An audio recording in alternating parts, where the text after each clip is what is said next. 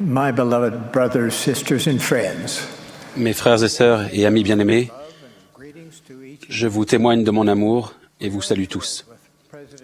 Nous nous réjouissons de l'annonce du président Monson de ce matin dans laquelle l'âge minimum requis pour le service missionnaire est de 18 ans pour les jeunes gens et de 19 ans pour les jeunes femmes. Grâce à cette option, plus de nos jeunes pourront recevoir les bénédictions d'une mission. Il y a 2 ans, comme cela a été puissamment réaffirmé ce matin, le président Monson a déclaré que chaque jeune homme digne et qui en est capable doit se préparer à faire une mission. Le service missionnaire est un devoir de la prêtrise, une obligation dont le Seigneur attend que nous nous acquittions, nous à qui tant a été donné. Il a de nouveau expliqué que pour les jeunes sœurs, la mission est une option bienvenue, mais pas une obligation. Et il a de nouveau invité beaucoup d'autres couples d'âge mûr à servir.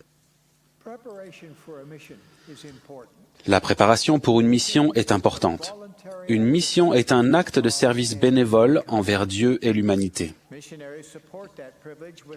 Les missionnaires financent cette occasion unique par leurs propres économies. Les parents, les familles et les donateurs du Fonds missionnaire général peuvent aussi aider. Tous les missionnaires, jeunes et vieux, rendent ce service avec le seul espoir d'améliorer la vie d'autres personnes. La décision de faire une mission façonnera la destinée spirituelle du missionnaire, de son conjoint et de leur postérité pour des générations à venir. Le désir de servir est la conséquence naturelle de la conversion, de la dignité et de la préparation de la personne. Dans cette large assistance mondiale, beaucoup d'entre vous ne font pas partie de l'Église de Jésus-Christ des Saints des Derniers Jours et ne savent que très peu de choses sur nous et sur nos missionnaires. Vous assistez à cette conférence parce que vous voulez en savoir plus sur les Mormons et sur ce que nos missionnaires enseignent. En apprenant davantage sur nous, vous vous rendrez compte que nous avons beaucoup de valeurs en commun avec vous. Nous vous recommandons de garder tout ce qui est bon et vrai, puis à voir ce que nous pouvons y ajouter. Dans ce monde plein de difficultés, nous avons vraiment besoin d'aide de temps en temps. La religion, les vérités éternelles et nos missionnaires sont des éléments essentiels de cette aide. Nos jeunes missionnaires laissent de côté la poursuite de leurs études, leur travail, leur sortie en couple et tout ce que les jeunes adultes de cet âge sont susceptibles de faire. Pendant 18 à 24 mois, ils mettent tout cela entre parenthèses en raison de leur profond désir de servir le Seigneur. Et certains de nos membres font une mission à un âge mûr. Je sais que leur famille est bénie. Dans notre famille, 8 personnes sont actuellement missionnaires à plein temps. 3 filles, leur mari, une petite fille et un petit-fils. Certains d'entre vous peuvent se demander d'où vient le nom Mormon. C'est un surnom qui nous désigne. Ce n'est pas notre vrai nom, même si nous sommes largement connus ainsi. Ce terme vient d'un livre d'écriture sacrée, connu sous le nom de Livre de Mormon. Le vrai nom de l'Église est Église de Jésus-Christ des Saints des Derniers Jours. C'est l'Église de Jésus-Christ originale, rétablie. Lorsqu'il était sur la terre, Jésus-Christ a organisé son Église. Il a appelé des apôtres, des 70 et d'autres dirigeants à qui il a donné l'autorité de la prêtrise d'agir en son nom. Après la mort du Christ et de ses apôtres, les hommes ont changé les ordonnances et la doctrine. L'Église originale et la prêtrise ont été perdues. Après l'âge des ténèbres, et sous la direction de son Père céleste, Jésus-Christ a rétabli son Église. Maintenant, elle vit à nouveau, établie et fonctionnant sous sa direction divine.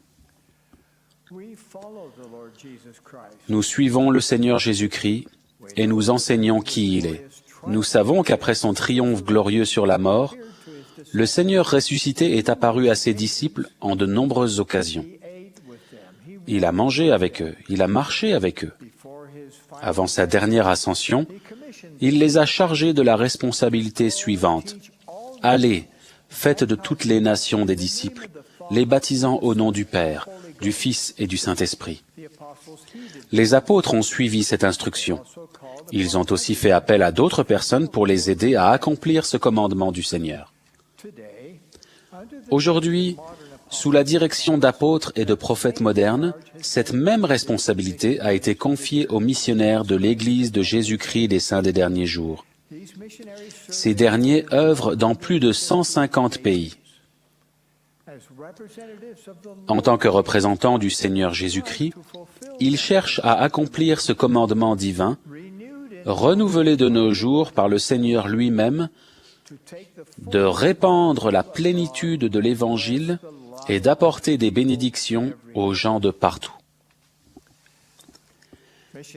Les missionnaires de moins de 20 ans, ou d'un peu plus, sont jeunes aux yeux du monde, mais ils reçoivent des dons, comme le pouvoir du Saint-Esprit, l'amour de Dieu et le témoignage de la vérité, ce qui fait d'eux de grands ambassadeurs du Seigneur.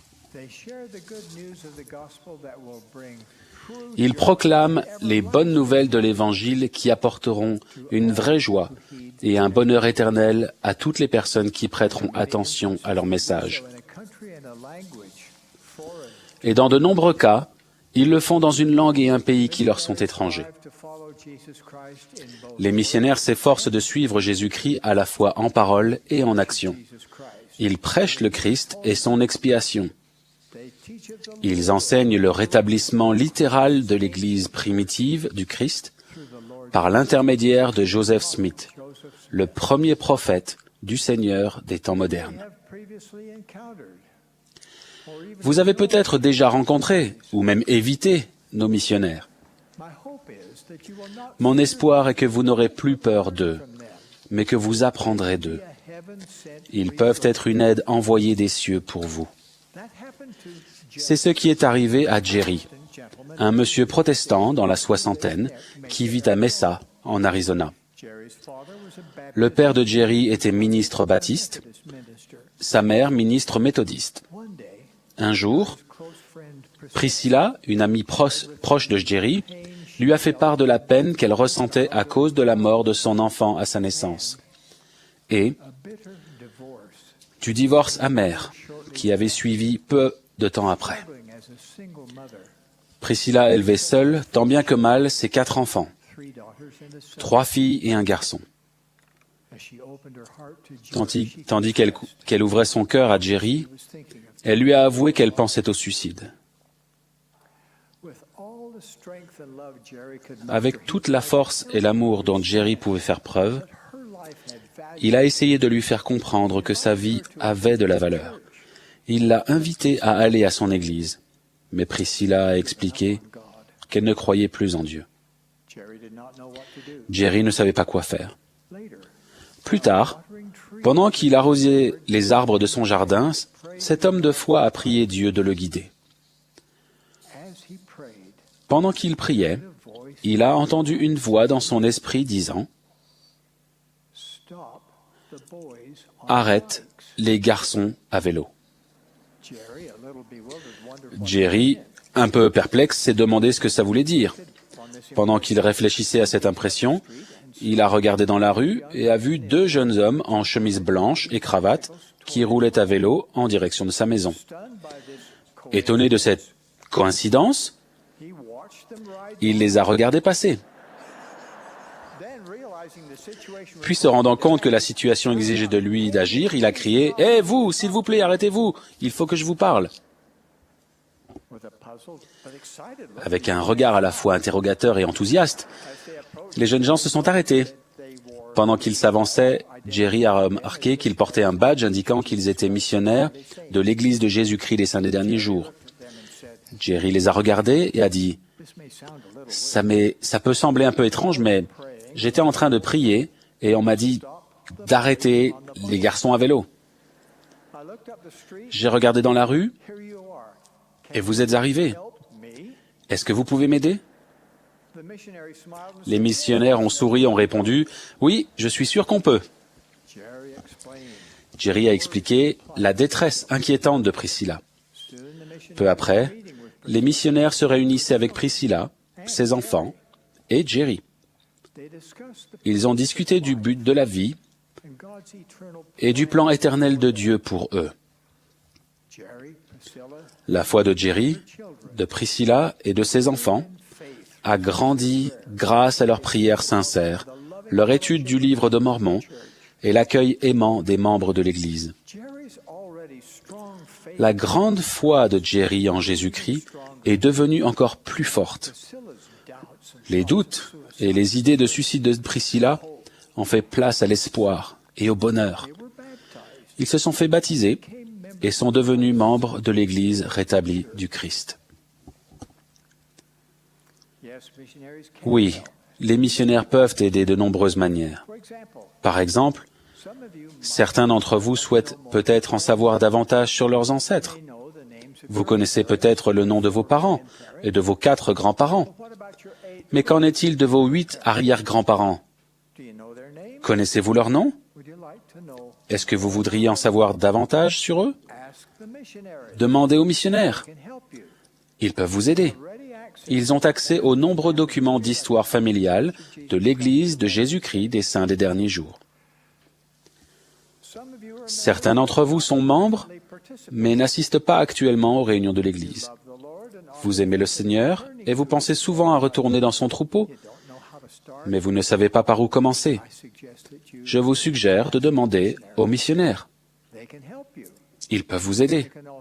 Ils peuvent aussi aider en faisant des leçons à vos êtres chers. Les missionnaires et nous vous aimons et nous voulons ramener la joie et la lumière de l'Évangile dans votre vie. Certains d'entre vous veulent savoir comment vaincre une dépendance, vivre plus longtemps ou avoir une meilleure santé. Demandez aux missionnaires, ils peuvent vous aider. Des études indépendantes ont montré qu'en tant que groupe, les membres de l'Église de Jésus-Christ des Saints des Derniers Jours sont des personnes en bonne santé.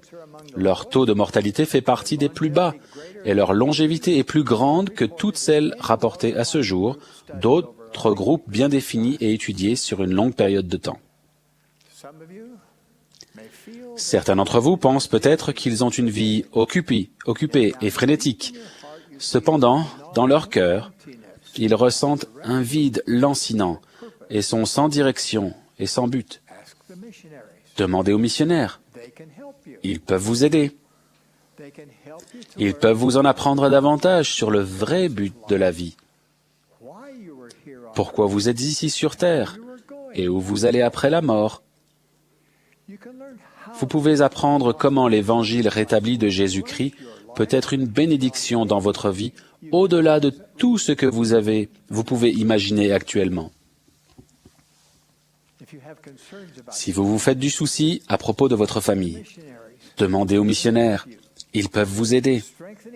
Le renforcement des liens conjugaux et familiaux est de la plus grande importance pour les saints des derniers jours. Les membres de la famille peuvent être ensemble à jamais. Demandez aux missionnaires de vous apprendre comment cela est possible pour votre famille. Les missionnaires peuvent aussi répondre à votre soif de plus grande connaissance. L'esprit humain aspire à être éclairé.